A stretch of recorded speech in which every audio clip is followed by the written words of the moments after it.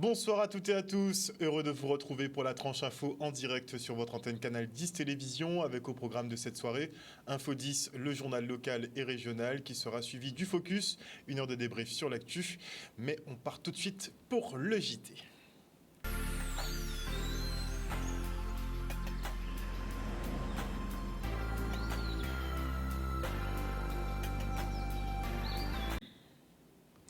Nous sommes le lundi 27 mars 2023 et à l'heure où certains épidémiologistes parlent d'une 10e vague de contamination Covid au niveau national, 19 députés déposent une proposition de loi portant abrogation de l'obligation vaccinale dans les secteurs médicaux.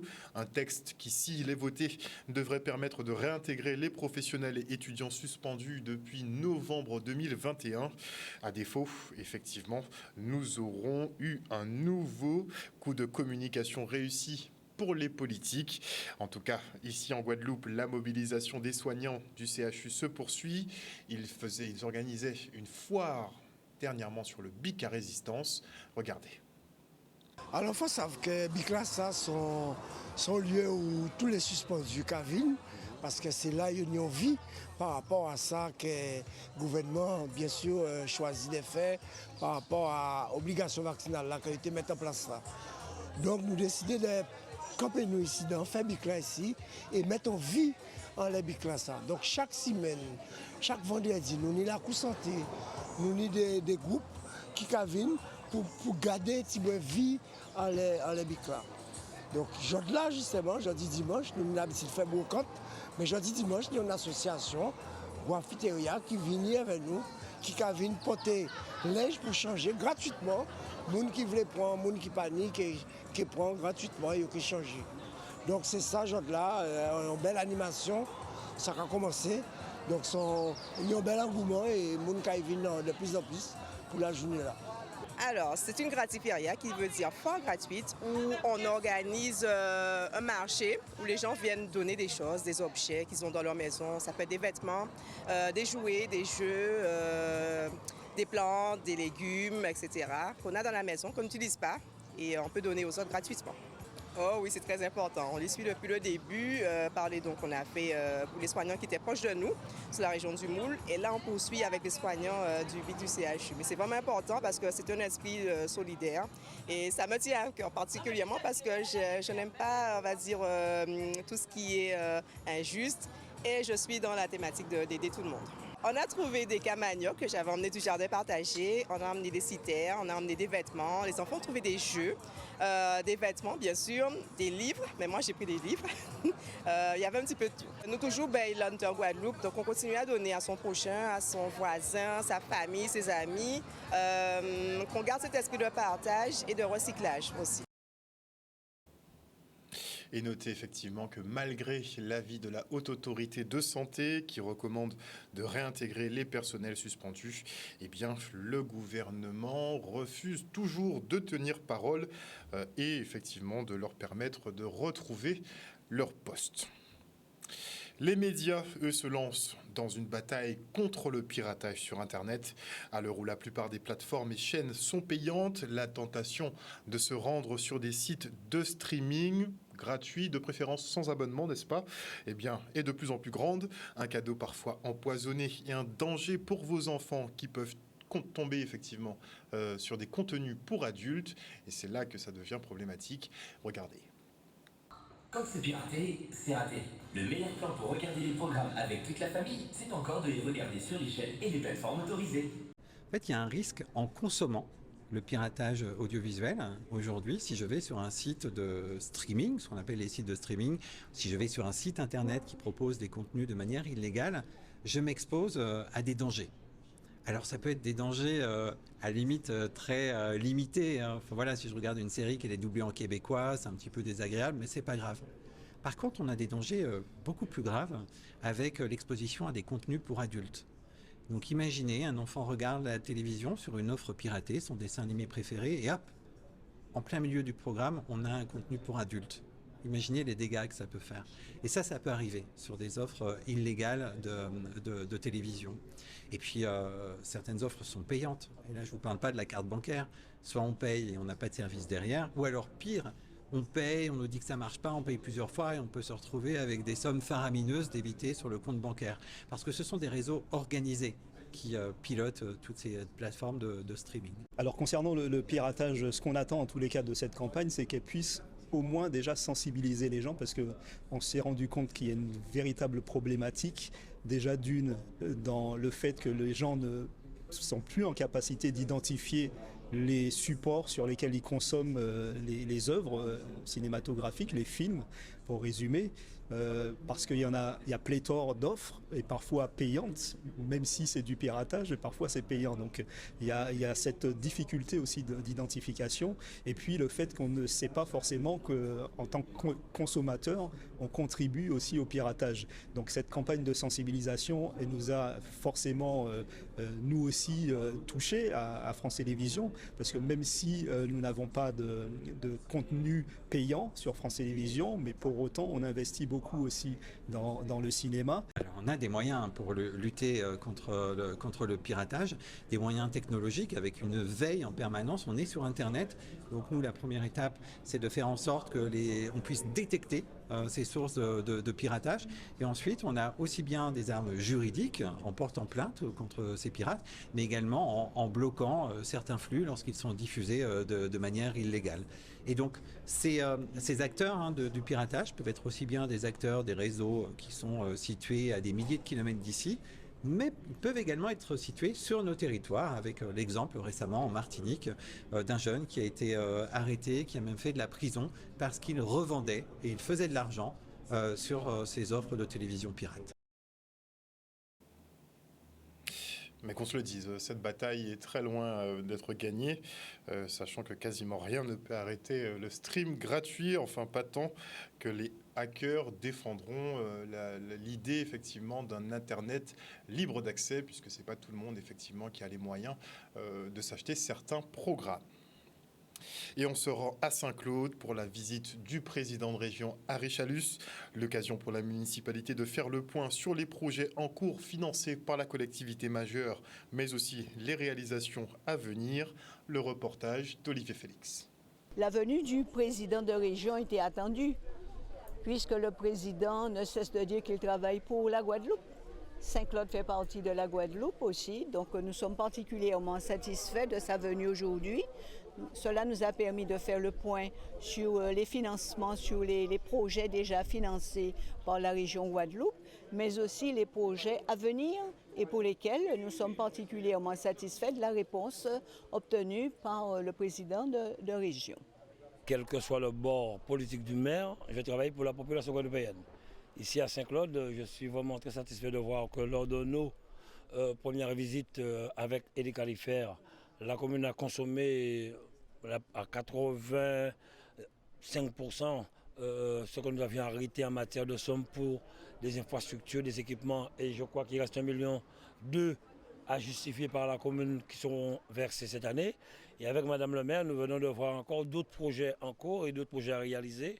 Pour l'instant, nous nous sommes arrêtés sur des projets qui peuvent être rapidement financés sur des fonds européens et aussi régionaux autour de 4 millions. Je pense que c'est dans l'intérêt de sa population. Ce sont des projets intéressants vraiment pour même la Guadeloupe, je dirais. Et nous serons aux côtés encore de la population saint-claudienne pour affirmer notre volonté d'accompagner. Et dernièrement, rappelez-vous lors du passage du ministre, il le disait, aujourd'hui, il se rend compte que les communes de Guadeloupe se portent mieux. Quand vous prenez par exemple la construction d'écoles, nous en avons 8 en Guadeloupe, des écoles qui coûtent entre 4 millions et 9 millions. Quand vous avez des déchetteries, 16 qui sont arrêtées, 8 sont en construction, 5 ont déjà été inaugurées, plus des routes, plus des trottoirs, ce sont des choses en moins pour le budget d'une commune. Donc ça permet aux communes de renflouer ses caisses et de sortir du déficit comme on l'entendait avant. Et aujourd'hui, qu'on le veuille ou non, on entend effectivement que la plupart des communes de Guadeloupe sortent de déficit, se portent mieux et on continuera, en fonction de nos moyens financiers, à accompagner pour que la Guadeloupe puisse pouvoir rayonner en matière touristique, agricole, sociale, jeunesse, intergénérationnelle. Comme je le dis, la réussite de la région Guadeloupe, c'est la réussite des 32 communes de la Guadeloupe. Donc on doit être aux côtés des maires, aux côtés de la population. Nous sommes des élus, c'est pour satisfaire la population. C'est pour faire évoluer son territoire et c'est ce que nous ne cessons de faire, développer son territoire. Et pour développer un territoire, il faut des moyens financiers. Et donc, nous cherchons de notre côté, nous sollicitons toutes les collectivités partout où nous pouvons trouver, mais aussi il est important que nous ayons l'appui de toutes les collectivités, y compris la région, le département et l'État. Et on enchaîne avec la journée porte ouverte des métiers de l'aérien et de l'espace au lycée Charles Coueffin à Bémao. Une occasion pour les jeunes de découvrir le panel d'emplois accessibles dans ces domaines et de mieux cibler leurs projets professionnels. Regardez. Franchement, ce matin, je suis contente pour une deuxième édition. C'est vrai, c'est la première fois que je participe, mais je suis fière de voir que c'est un groupe de Guadeloupéens qui ont pris cette initiative en partenariat avec le lycée Charles Coueffin pour mettre en place des formations parce qu'aujourd'hui, on constate que nos jeunes, ils sont demandeurs. Et je peux vous dire qu'en Guadeloupe, il y a des pépites et cette journée, ce sera peut-être, je dirais, le moment clé pour que ces jeunes puissent vraiment prendre une décision définitive accompagnés justement de leurs parents. Nous avons décidé de mettre en commun nos connaissances, nos compétences pour pouvoir justement présenter et faire connaître au grand public et aux jeunes aussi tous les métiers qui existent dans l'aérien. Dans l'aéronautique, on va avoir le métier de pilote, de contrôleur aérien, on va avoir tout ce qui est maintenance aéronautique. Donc des métiers accessibles aux hommes comme aux femmes, on ne fait pas de différence. Il suffit juste de vouloir, d'avoir envie, d'être motivé et de venir nous rencontrer. C'est vrai que parler avec les personnels navigants, etc., ça a permis de plus m'éclairer sur mon orientation. Donc ça aide beaucoup. Moi j'aimerais bien faire pilote de ligne. Après c'est vrai que de ce que j'ai vu, la marine, ça commence un peu à m'intéresser et aussi l'armée de l'air. Donc, voilà. La région n'hésite pas d'accompagner ces jeunes au niveau de la formation professionnelle parce que la preuve en est, nous avons accompagné quand même 22 parcours pour l'année 2021-2022 à hauteur de 10 000 € par année et par stagiaire. Donc je dis que la région a sa part aussi tout à fait dans cette formation aux côtés des jeunes. Les métiers en général sont ouverts de 16 à 30 ans, que vous ayez le bac ou même un brevet ou même pas de diplôme. Tant que vous êtes motivé, nous, il n'y a pas de souci, on vous embauchera. Et on part maintenant pour la remise du prix Carbet des lycéens 2023. Et cette année, les jeunes ont sélectionné l'ouvrage de Sherry Jones et d'un seul bras, La sœur Ballet, sa maison, comme lauréat. Regardez. En tant que présidente, je suis très émue aujourd'hui de pouvoir avoir l'opportunité de proclamer le prix Carbet des lycéens 2023, donc qui est Sherry Jones et d'un seul bras, La sœur Ballet, sa maison. Il représente vraiment l'universalisme de la planète, c'est-à-dire des violences qui aujourd'hui sont malheureusement beaucoup accrues. Il y a des incestes, des viols, des harcèlements aussi sur mineurs, des vols aussi. Et cette autrice a su représenter correctement le fait qu'il n'y a pas que du bon dans les Caraïbes, que ce n'est pas que des paysages idylliques, des îles magnifiques. Il y a aussi des problèmes qu'il faut vraiment relever. Il faut sensibiliser les élèves ou même tout le monde par rapport à ça. Et c'est important de nos jours. Très belle édition qui avait 5 ouvrages en compétition. C'est l'ouvrage de Sherry Jones qui est une autrice barbadienne qui a obtenu le suffrage de ce jury lycéen dans une ambiance qui est extrêmement palpitante et intéressante parce que, d'une part, les lycéens avaient lu les ouvrages, ils en ont discuté, ils n'étaient pas tous d'accord surtout, mais ils en ont débattu, ils ont échangé et je crois que ils ont fait preuve d'une grande maturité et d'une grande pertinence intellectuelle. C'est vraiment une opportunité grande parce qu'aujourd'hui la jeunesse elle est assez mal représentée donc, ou mal valorisée, je ne sais pas, mais en tout cas ça prouve aujourd'hui que les jeunes sont là, qui sont prêts à lire, à se cultiver et à s'éduquer aussi parce que c'est un fait d'éducation. Dès lors qu'il s'agissait de me retrouver aux côtés de la jeunesse, de l'accompagner, de l'aider, j'ai accepté, bien que je ne sois pas littéraire de formation. Et c'est pourquoi l'expérience pour moi a été très très enrichissante. Ils ont animé leur débat, ils ont organisé le vote et donc c'est le fruit de leur propre expérience et de ce point de vue c'est particulièrement intéressant et riche. Et pour parler littérature, je reçois maintenant Hervé Chopin, des éditions Hervé Chopin, justement, dont vous êtes homonyme. Bonsoir, Monsieur Chopin. Bonsoir. Alors, vos éditions, donc votre boîte d'édition qui consacre plusieurs collections d'ouvrages consacrés à la Guadeloupe. Pourquoi? D'où vient cet amour pour notre île? Eh bien, écoutez, c'est une histoire d'amour qui dure depuis 25 ans. C'est peut-être la raison de ma venue, c'est parce qu'on célèbre cette année les 25 ans de cette histoire d'amour entre les éditions Hervé Chopin et les Antilles en général et la Guadeloupe en particulier. Il y a 25 ans, on a publié notre premier livre sur la Guadeloupe qui était Guadeloupe d'antan. Un recueil, un petit recueil, sans beaucoup de prétention à l'époque, avec des cartes postales anciennes, donc tout le patrimoine, la Guadeloupe en temps longtemps. Et ce livre a rencontré un grand succès et j'aime à dire que c'est vraiment le début de la maison d'édition puisque la maison est née ici, finalement outre-mer, et elle s'est développée ensuite en métropole et ailleurs. On peut voir à l'image que vous avez effectivement aussi édité l'anthologie du sport guadeloupéen. Oui, tout à fait. Alors ça, c'était une demande de la région de mettre en avant les sportifs guadeloupéens parce que de tous les départements et territoires d'outre-mer, je crois que la Guadeloupe est celle qui a le plus grand nombre de très grands sportifs. À terre de champion. Terre de champion, tout simplement. Et Harry Méfon, qui a dirigé l'ouvrage, en plus a une approche très sociologique du sport à travers l'histoire, à travers la géographie. Et c'est un livre qui, au-delà des images qu'elle présente et des souvenirs qu'on a plaisir à feuilleter, il y a vraiment une approche sociologique qui est intéressante. Alors, plusieurs collections qui sont disponibles. Vous nous avez parlé de la collection Images d'antan.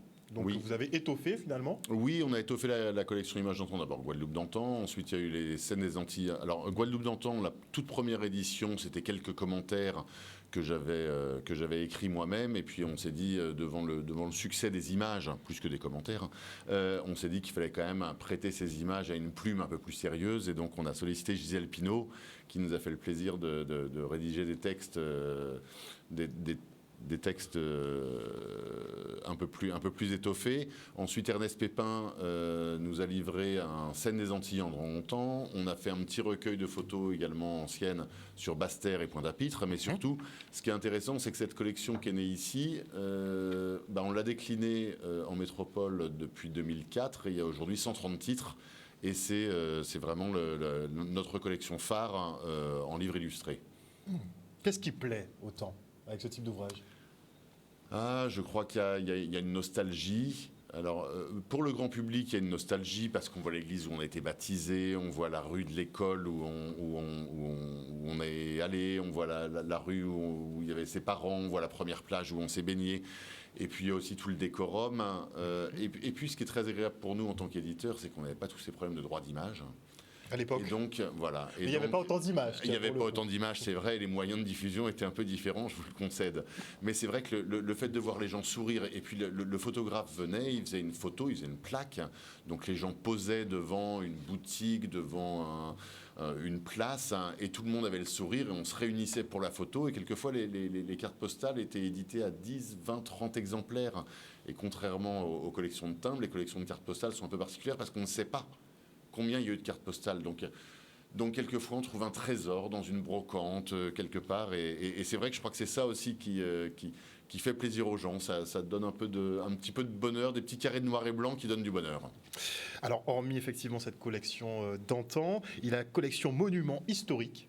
Oui, Monuments historiques, parce que c'est un peu une marque de fabrique de la maison aussi. Et c'est vrai que quand on est arrivé, quand on a découvert la Guadeloupe il y a 25 ans maintenant, on s'est dit, mon Dieu, mais quel patrimoine au pluriel, je reviendrai, mais quel patrimoine.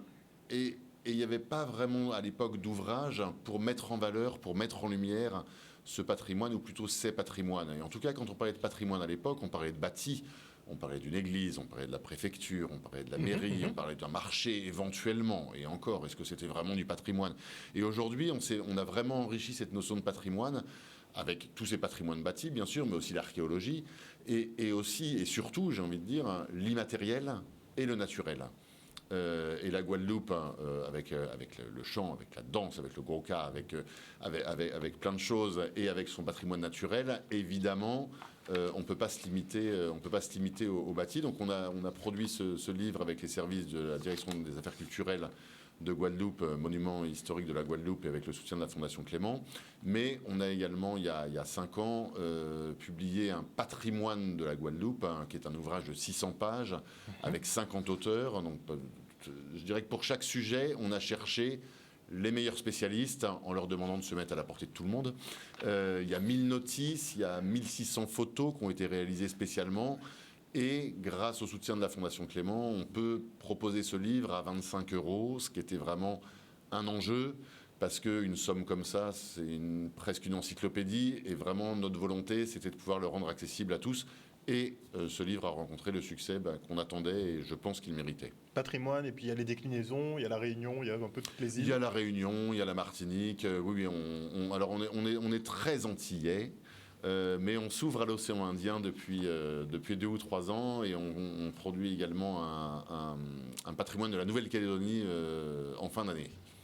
Hormis effectivement toutes ces collections, il y a des collections bien spécifiques effectivement sur la Guadeloupe, mais après vous proposez tout un panel d'ouvrages. En fait, la Guadeloupe, c'est toutes les coutures. Au niveau médical, avec les plantes médicinales, j'ai vu, il y a un peu tout. Oui, alors, mais il y a toujours un lien avec le patrimoine. Vous parlez de Flore médicale des Antilles. C'est un vieux livre du XVIIe siècle, enfin en 6 volumes. Et on a été chercher les archives. C'est pas un livre de pharmacopée, c'est vraiment la reproduction d'illustrations du XVIIe qui sont assez exceptionnelles.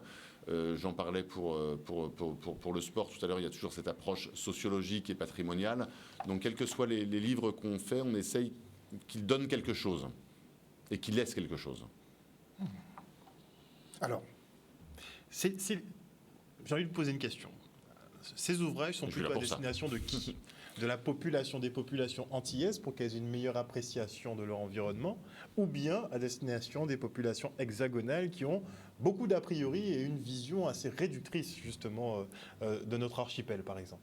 Alors je vais vous dire les deux. En premier lieu, pour la population locale, parce que je vais reprendre une vieille expression en disant que les cordonniers sont les plus mal chaussés, mais les Guadeloupéens, comme les Bretons, comme les Basques, comme d'autres, n'ont pas forcément conscience de la richesse patrimoniale qu'il est à leur. Et le patrimoine, ce ne sont pas que des bâtiments, c'est aussi un cadre de vie.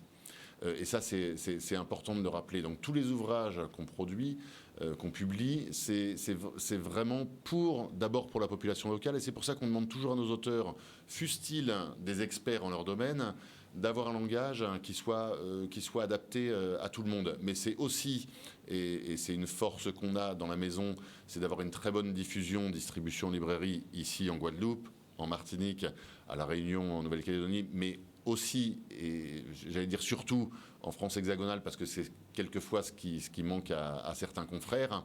Et donc ça permet d'abord à toute la diaspora, parce qu'il ne faut pas oublier qu'il y a autant de Guadeloupéens en métropole qu'il y en a ici, donc à toute la diaspora de retrouver nos livres partout, et aussi à l'Hexagone, enfin aux Français de l'Hexagone, de découvrir la Guadeloupe en dehors de ses plages. Et je ne méprise pas les plages, loin de là. Mais il y a tellement à découvrir. C'est un peu réducteur. Tout à fait. C'est réducteur. Et quand on me dit qu'est-ce qu'il faut voir en Guadeloupe, je lui dis mais il y a combien de temps pars-tu ?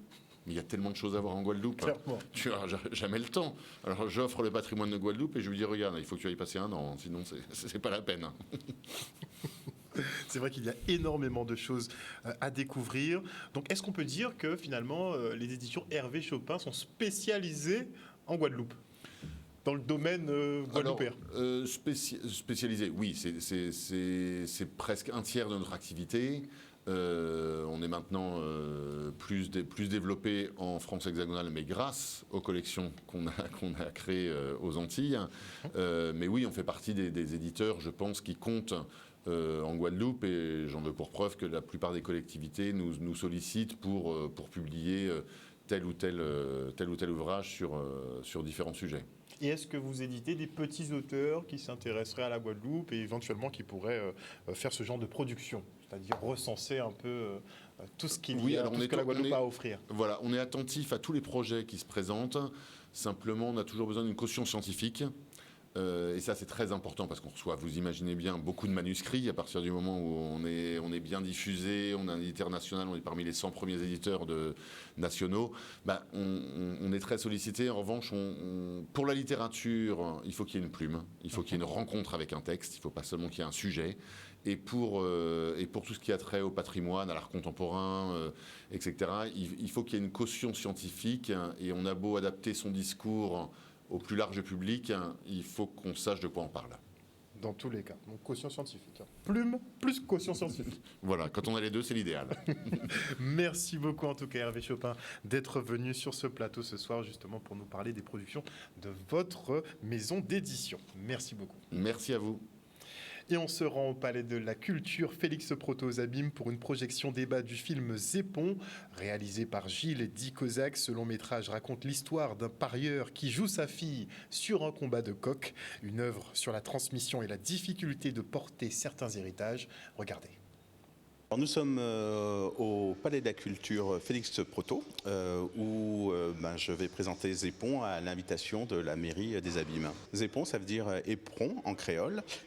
C'est en fait les ergots artificiels qu'on rajoute sur les ergots des coqs qu'on coupe, parce que en fait, le film se passe pas mal dans l'univers des combats de coqs. Et on pourrait le résumer ainsi: à la suite d'un pari, un homme joue sa fille sur un combat de coqs. Voilà, en fait, ce film est sorti il y a un petit peu moins d'un an et il continue sa vie. Voilà, et là, j'ai effectivement cette belle occasion de présenter le film dans cette salle avec du public et puis faire une rencontre avec le public. Alors, le message que doit faire passer mon film, c'est pas à moi de décider. Après, moi, j'ai raconté une histoire et je suis curieux de voir comment les gens vont la prendre. Alors indépendamment en fait de ces histoires cet univers des combats de coqs, en fait le Zépon, ça parle aussi de la transmission entre générations et aussi en fait qu'est-ce qu'on fait en fait d'un héritage familial qu'on n'assume pas forcément. Premier objectif, faire sortir les gens de chez eux, les emmener au cinéma imprimodique et puis faire connaître aussi le cinéma antillais. Nous avons visionné le film, il est très bien. Je pense qu'il va parler aux spectateurs. Et nous avons aussi, après chaque film, nous avons un débat avec des spécialistes dans leur domaine. Aujourd'hui, la thématique, c'est les jeux traditionnels et l'addiction. Donc nous avons pour cela le réalisateur, bien entendu, mais nous avons aussi le sociologue Franck Garin qui va venir débattre un peu avec les spectateurs. Alors ce qui est intéressant, c'est que les gens, après avoir terminé, après avoir regardé le film, il y a un prolongement du film et on peut discuter autour dans un débat tout à fait bon enfant et convivial. À travers le film de Gilles Dicozac, il est à mon avis cette forme de prévention dont on a besoin. Le jeu est dans la nature de l'homme. Le jeu, le hasard, l'aléa font partie de la constitution même de l'homme, de son rapport au réel, mais aussi à ce qui est immatériel, quoi qu'on dise. Cela demande d'être maîtrisé, cela demande d'être contrôlé dans une certaine mesure. Et on part maintenant pour la 68e édition du Rhône Trophy à Goyave. Et félicitations à Fabien Grappin, vainqueur de la catégorie ET Pro A. Il a explosé le chrono et ses adversaires en pliant les 400 mètres de bitume en 9,02 secondes. Il était à 2 doigts de battre le temps d'homologation de la piste qui est de 9 secondes. S'il l'avait battu, plus de piste. Il aurait fallu refaire l'homologation carrément. En tout cas, un vrai record avec une voiture 100% électrique, mais pas n'importe laquelle. Il s'agit d'une Tesla X-Plaid. Ça coûte bonbon dans les 150 000 € quand même, mais ça marche bien, ça carbure. Sans carburant, regardez.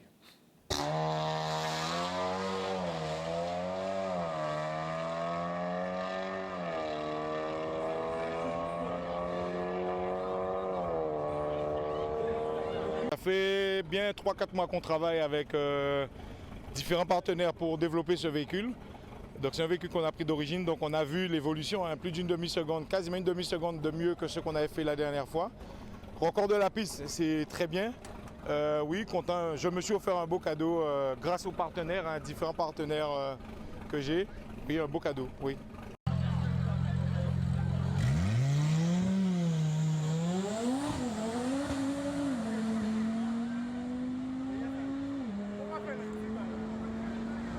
Puis on a eu des soucis techniques et malheureusement on a essayé de régler avec notre équipe, mais le temps était trop juste ici parce que nous sommes venus cette année avec 3 véhicules et donc la priorité était surtout pour montrer d'autres véhicules de la Martinique. Mais on va régler tout cela et on sera là. C'est un peu ce qu'on recherche, hein. On a des jeunes qui arrivent et qui ont les dents longues. Et c'est bien pour le sport. Vous savez, les records sont faits pour être battus. Et honnêtement, ce jeune homme a bien travaillé. Il a fait un score de 9,69 qui est très bien. Et je l'encourage sincèrement à continuer parce que des jeunes comme ça qui en veulent, on sait que ça coûte cher, il n'y en a pas beaucoup.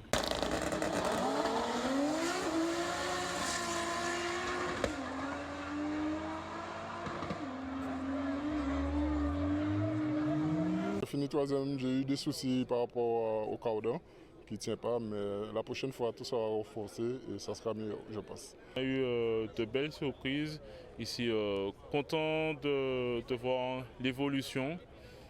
Nous rejoignons notre proie, donc la saison sera belle.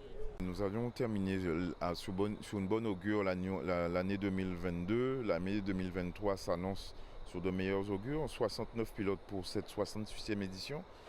Nous-mêmes, on a été surpris de l'engouement qui a été pour cette édition-là.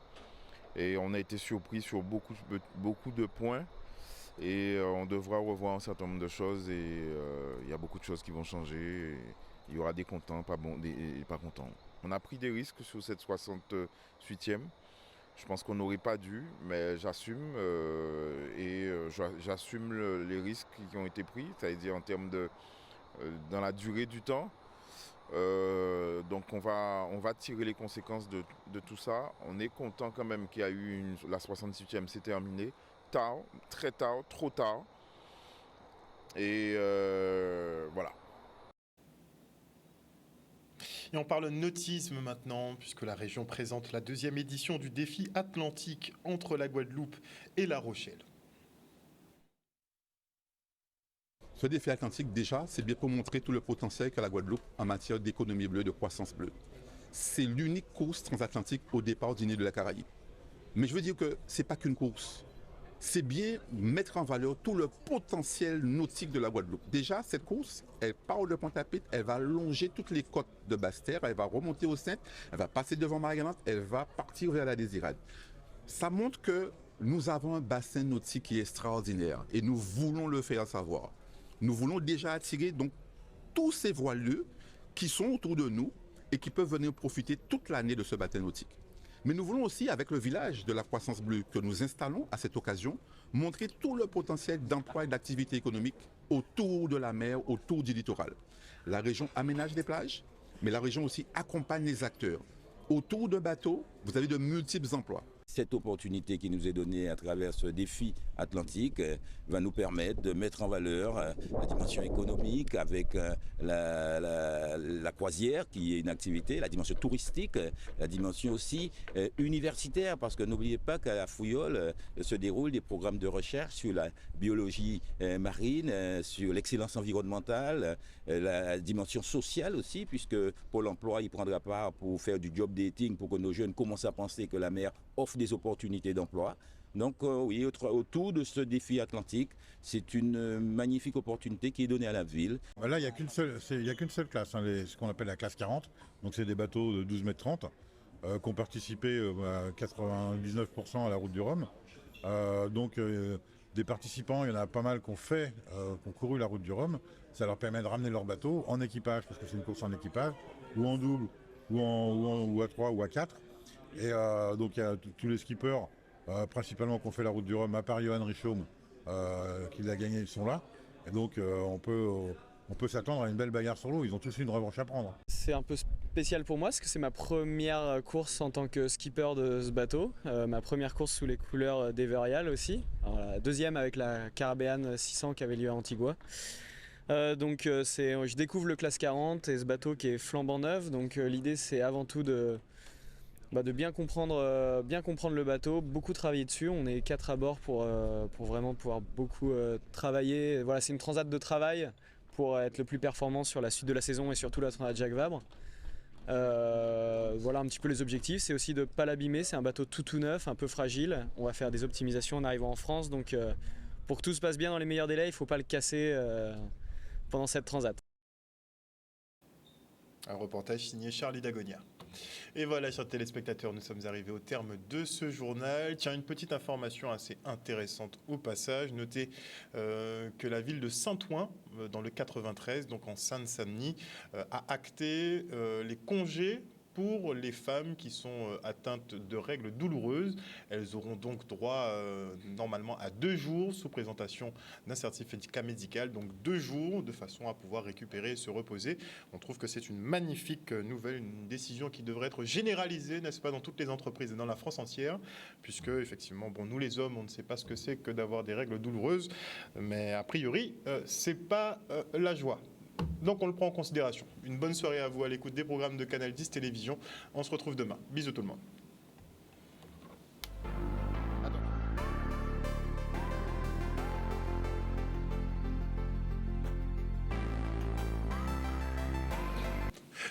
À venir dans la tranche info sur Canal Le Focus. Et avant la coupure publicitaire, je dis bonsoir. Attendez.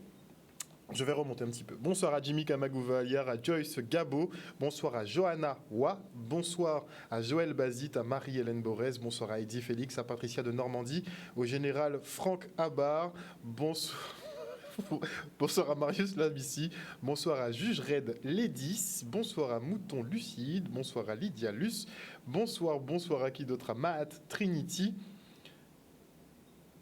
Un juge qui vend sa fille en métropole, qui en parle? Oui, j'avais vu cette histoire-là passer. Mais je crois qu'il n'a pas pris grand-chose, finalement. Oui, je crois qu'il vendait sa fille sur les réseaux, a priori. On en reviendra effectivement un petit peu plus tard. On parlera de pédophilie, de toutes ces choses dans quelques jours. Bonsoir à Odile Desingilés. Bonsoir à Maya Guadagal. Bonsoir à qui d'autre? À Yvonne Dacour, bonsoir à Patricia de Normandie, bonsoir à Perle de Karukira. Oui, apparemment le run il était très bien. Olivier, tu veux nous faire un débrief? Viens nous faire un débrief. Non, tu veux pas? Apparemment le run était très bien. En tout cas, Olivier nous a dit que c'était top. Donc oui, record moto 9,44. Le général a vu que le record moto est à 9,44. Ça va pas rater en med. Bonsoir à qui d'autre? À Kitoun Cyprien, à Whitney Kais Acha. Et bonsoir à Moïse Tézéna. Ce sera tout pour ce soir. On se retrouve après la pub.